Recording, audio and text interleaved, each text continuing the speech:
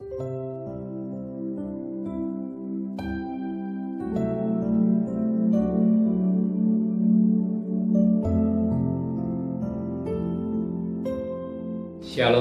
pagi, mari bersama-sama dudukkan kepala, pejamkan mata sejenak. Bapa yang bersemai dan kerajaan surga, yang boleh kami kenal dalam nama Tuhan Yesus Kristus.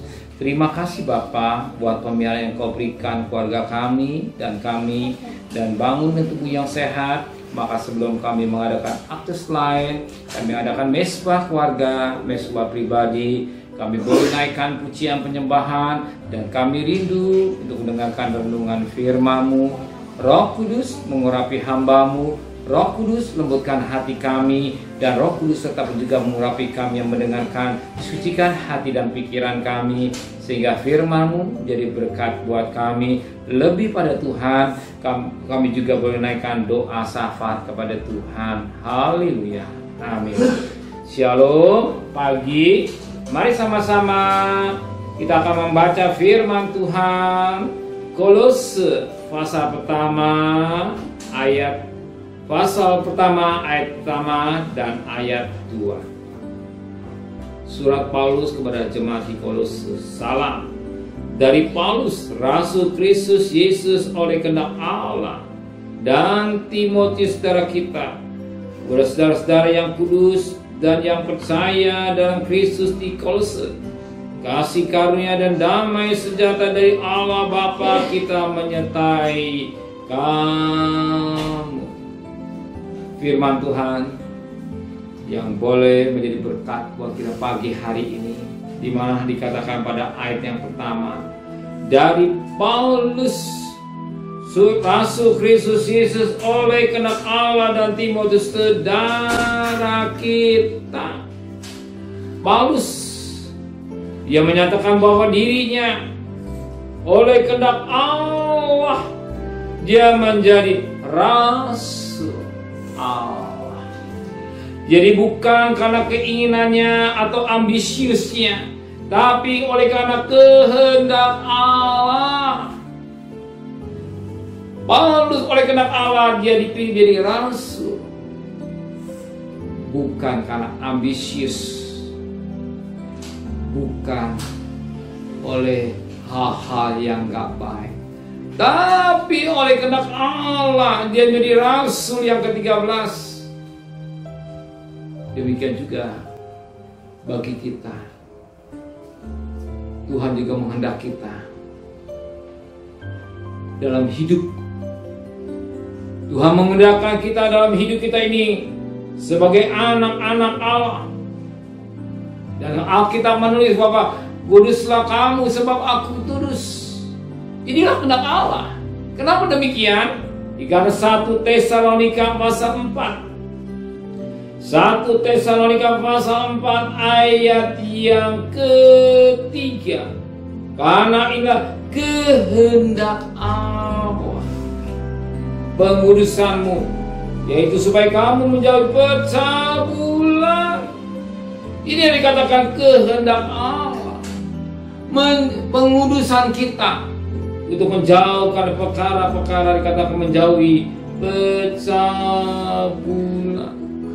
Kenapa? Dunia penuh dengan kenajisan, dunia penuh dengan kotor, dunia penuh dengan perkara-perkara yang tidak baik.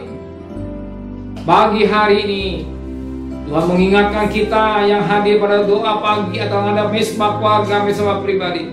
Kehendak Allah itulah pengudusan kita, supaya kita menjauhi percabulan. Justru banyak manusia, apa yang dipikirkan, apa yang dikerjakan, apa yang direncanakan, perkara-perkara yang tidak baik. Tapi Tuhan firman Allah mengingatkan perkara yang suci. Kehendak Allah menjauhi percabulan, ya, menjauhi. Ini kehendak Allah. Kenapa demikian? Sebab firman Allah berkata, kuduslah kamu sebab aku kudus. Apa kita pikirkan pada pagi hari ini? Apa kita rencanakan pada pagi hari? Kita bangun pagi, apa yang kita pikirkan? Betul gak kita melakukan kehendak Allah? Maka pikiran kita harus bersih, rencana kita bersih, angan kita kudus, sehingga kita hidup dalam kekudusan. Kalau kita hidup dalam kekudusan, bagaimana hidup dalam pimpinan Roh Kudus. Apa yang kita pikirkan, apa yang kita rencanakan, semua kudus. Sehingga ini jadi kehendak Allah. Kehendak Allah penting. Apa arti memiliki si dunia, tapi jiwa kita binasa. Tuhan mau kita hidup kekudusan, tidak main-main dosa. Sebab akhir zaman sudah ada banyak pemisahan, akan digenapi. Yang kudus semakin kudus, yang cemar semakin cemar. Alkitab dikatakan Wahyu 22 ayat 11, yang kudus semakin menguduskan diri. Ya, kita yang kudus mau masuk, semakin menguduskan diri kita menjalan kedatangan Tuhan yang lebih. Amin. Rumah tangga saudara, hidup saudara, pelayanan saudara boleh jadi berkat untuk kemuliaan nama Tuhan.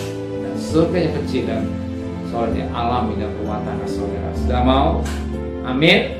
Terima kasih Bapa di surga. Semua karena kehendak Allah. Paulus dipilih menjadi rasul karena kehendak Allah. Oh, bukan karena rencana dia atau kemauan dia. Kenapa? Kalau kita lihat keadaan Paulus, dia seorang yang jahat, tapi kehendak Allah. Demikian juga kami. Oleh kehendak Allah kami mau hidup menjaga kekudusan dengan baik, tidak melakukan perkara yang tidak baik, tapi perkara yang suci. Serta perjalanan kami bekerja, berdagang, sekolah, kuliah, pergi dengan selamat, pulang dengan selamat. Dan kami juga boleh naikkan doa syafaat untuk Bapak Presiden, Wakil Presiden, para menteri, para gubernur, para bupati, para wali kota, para camat, para lurah, pada RW, pada RT, pada medis, pada relawan, pada TNI Polri. Berikan mereka hikmat yang dari surga, istimewa. Berikan mereka takut kepada Tuhan. Terima kasih Bapa di surga. Saudara kekasih, terimalah berkat nikmat dari Allah Bapa, cinta kasih sayang dari Tuhan Yesus Kristus, dan berkat Roh Kudus menyertai saudara mulai hari ini sampai Maranatha, Tuhan Yesus datang. Yang cinta dia katakan amin. Tuhan memberkatinya.